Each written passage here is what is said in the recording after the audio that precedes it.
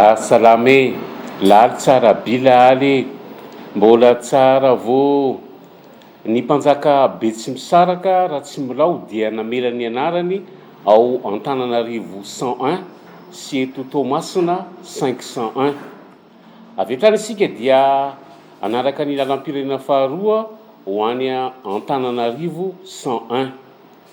Ny lalana Ratsimilao ao Antananarivo 101 dia avy eny Antaninarenina mankany ambony tunnel Ralaimongo na ny tunnel Ambohida, zany hoe iny mandalo an'iny poste Antaninarenina iny a, misy an'ilay banky anankiray iny a, iny no lalana Ratsimilao ao Antananarivo.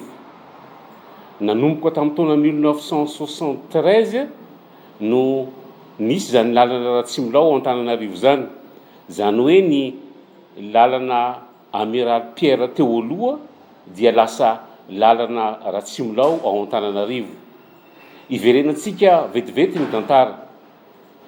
Tany amin'ny taona 1897 dia efa nisy zany lalana Amiral Pierre zany a tao Antananarivo. Zany hoe lalana avy eo amin'ny 4 chemin teo aloha mankany amin'ny Antaninarenina na any amin'ny quartier ny Zoma iny.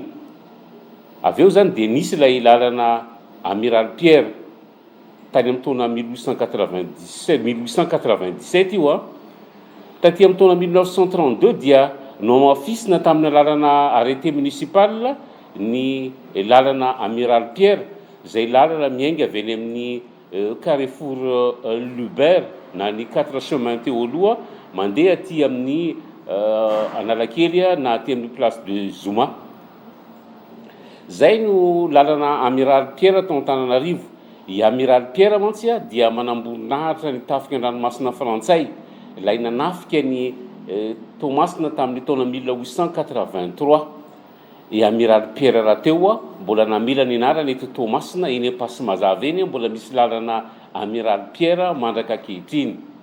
Ka tamin'ny taona 1973 zany a ny lalana Amiral Pierre tao Antananarivo dia lasa lalana Ratsimilao. Avy eo Antananarivo 101 itsika dia andeha aty amorontsiraka aty amin'ny Toamasina 501. Ny boulevard Ratsimilao, lay lalana itsangatsangana eny amoron-dranomasina iny avy eny akaikin'ny Seranatsambo eny ny boulevard Ratsimilao a mipakatra any amin'iny lycée Jacques Rabe Mananjary iny. Niovaova anarana hatrany io lalana io a, efa nisy fotoana ny antsoina azy hoe boulevard Front de Mer, efa natsoina ihany koa hoe boulevard Maritime. Avy eo dia natao hoe boulevard Galini. Lay boulevard Galini a tamin'ny fendohan'ny fahaleovantena iny a no lasa hoe boulevard Ratsimilao, anarana zay mbola tazominy mandraka ankehitriny. Namela ny anarany ihany koa ny amin'ny hoe CEG Ratsimilao. Toy izao ny fanazavana. Nisy CEG tery amin'ny Camp Sanaran. Aiza izy ireo zany Camp Sanaran zany na ny CEG Lieutenant Sanaran, ery amin'ny toby miaramila ny RM3 teo aloha zany. Teny dia nisy CEG Boulevard Ratsimilao, zay no ny antsoina azy. CEG Boulevard Ratsimilao misy ihany koa no ny antso azy hoe CEG Camp Sanaran. Ka io CEG Boulevard Ratsimilao io tany amin'ny 1966 teo eo izy nefa nisy zany CEG Boulevard Ratsimilao zany. Taty amin'ny taona 1975 kosa nisy ilay annexe CEG Boulevard Ratsimilao, lay eo anelanelany Dobondravoavy sy CRJS teo aloha.